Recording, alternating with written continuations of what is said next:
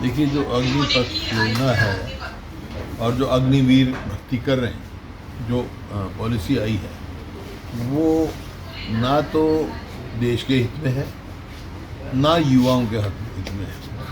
क्योंकि 4 साल के बाद 75% जो युवा जो भर्ती करें होंगे वो अंधकार में चले जाएंगे। उनका फ्यूचर क्या होगा? आज जो है, आज की जो फौज है उसमें 18 साल से भर्ती शुरू होती है। 18 साल से 21 साल तक के जवान भर्ती होता है और रिटायर होता है 15 साल की नौकरी के बाद, पेंशन पे आता है। अब 4 साल के बाद का तो पेंशन है। और ख़ास तौर पे जो आज ये जो तरीका है, ये उन देशों के लिए तो ठीक है जहाँ जनसंख्या कम है और आपस में कहीं लड़ाई उनको नहीं लड़नी पड़े। वो तो क्योंकि कोई वहाँ फौज में भर्ती होना नहीं चाहता, तो लड़ाई होती नहीं, वो तो ठीक है। सबको लाने के लिए चलो 4 साल भर्ती रह जाओ, तुम 3 साल भर्ती हो गए, 3 साल फौज में रह के चले जाना, वो उन देशों के लिए तो ठीक है। लेकिन भारत जैसे देश के लिए, जहाँ एक तरफ चीन बैठा है, एक तरफ पाकिस्तान बैठा है, वहाँ पे आप भर्ती कर रहे हो 17 साल के, और 21 साल का बच्चा जवान जो रिटायर होकर घर आ जाएगा। 21 साल का जो भर्ती होगा 25 साल का घर आ जाएगा, वो क्या करेगा? हथियार देखिए, जो फोर्सेस जो लड़ाई लड़ती हैं, जैसे आपका आर्मड है, जो टैंक है, आज रशिया में देखो जो आर्मड फोर्सेस हैं उनकी, रशिया में वो टोटल ऑफिसर हैं, उनमें सिपाही नहीं है, क्योंकि टेक्निकल काम है। अब उस काम के लिए आप 4 साल में ट्रेनिंग पूरी नहीं होती, उसको लगाओगे क्या होगा? इसी तरह आर्टिलरी है, आपका आर्मड फोर्सेस है, या इन्फेंट्री है, उसमें जो 4 साल का आप देखिए, मैं समझता हूँ सरकार को पुनर्विचार करना चाहिए इसके ऊपर और रिकंसिडर करना चाहिए। क्योंकि इन फौजों में जो जिन्होंने आगे बॉर्डर पे लड़ना है और मिलिट्री रिफॉर्म्स आते हैं, लाना भी चाहिए, तो वो पूरा सोच समझ के लाना चाहिए।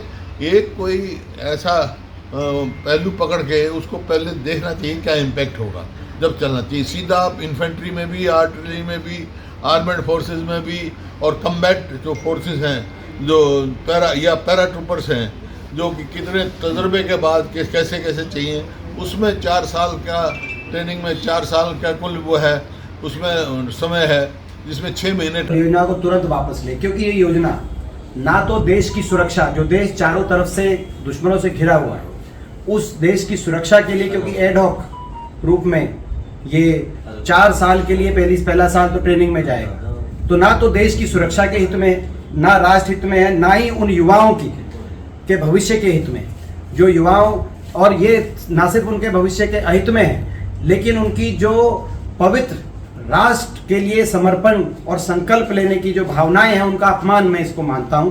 4 साल के बाद वो अपना भविष्य खोजेंगे, तो ना देश हित में, ना देश की सुरक्षा के हित में, ना युवाओं के उनके भविष्य के हित में। मैं सरकार से कहना चाहता हूं, आग्रह करना चाहता हूं, आप राजनीति करें, हर विषय पे करें, लेकिन फौज पे कम से कम राजनीति ना करें। फौज पे राष्ट्रनीति होनी चाहिए। जिस बात में पूरा राष्ट्र सहमत हो, वही बात फौज में होनी चाहिए। मैंने इनसे अनुरोध किया कि भर्ती खोलो। पिछले 2 साल में लगातार मैंने संसद के अंदर प्रश्न उठाए, भर्ती खोलनी चाहिए, लेकिन इनका जवाब मिला कि 3 साल से भर्ती लगभग बंद थी। और जवाब में मुझे मिला कि 1.5 लाख रिक्त पद थे फौज के अंदर, सेनाओं के अंदर। मैं सरकार से आग्रह करना चाहता हूं कि 2 करोड़ नौकरियों की अपने वायदे से ध्यान भटकाने के लिए 10 लाख रोजगार के झूठे सपना ना दिखाएं, 1.5 लाख सच्ची भर्ती करें, और इस बात पे इस अग्निपथ परियोजना को वापस लिया जाए।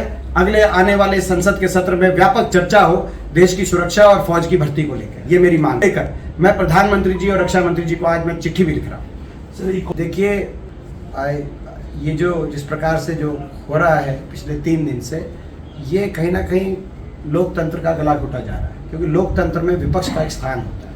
अगर किसी सरकारी एजेंसी की कार्रवाई से हम सहमत नहीं हैं, हमें लगता है कि विपक्ष की आवाज़ दबाने के लिए, प्रतिशोध की भावना से, बदले की भावना से कार्रवाई कर रही है सरकार, तो हम अपना विरोध व्यक्त करें, और विरोध व्यक्त करने के लिए शांतिपूर्ण मार्च या शांतिपूर्ण धरने की हमें इजाज़त मिले। लेकिन यहाँ तो इजाज़त दूर की बात है, हमारे मुख्यालय को इन्होंने ब्लॉक कर दिया, मेरे स्वयं के आवास को इन्होंने ब्लॉक कर दिया। ये लोकतंत्र का गला घोटने समान कार्रवाई है, इसका हम विरोध करेंगे। इसमें जो भी जिस भी स्तर पे, चाहे संसद के अंदर प्रिविलेज मोशन लाने की बात हो, मैं भी लाऊंगा प्रिविलेज मोशन, क्योंकि मेरा घर को इस तरह से कैसे आप मेरे को नज़रबंद करने की इजाज़त कैसे मिली, ये कह के कि हमें अंदेशा है कि आप धारा 144 तोड़ेंगे AICC मुख्यालय जाके, उनको क्या पता मैं कहाँ जा रहा था। तो प्रिविलेज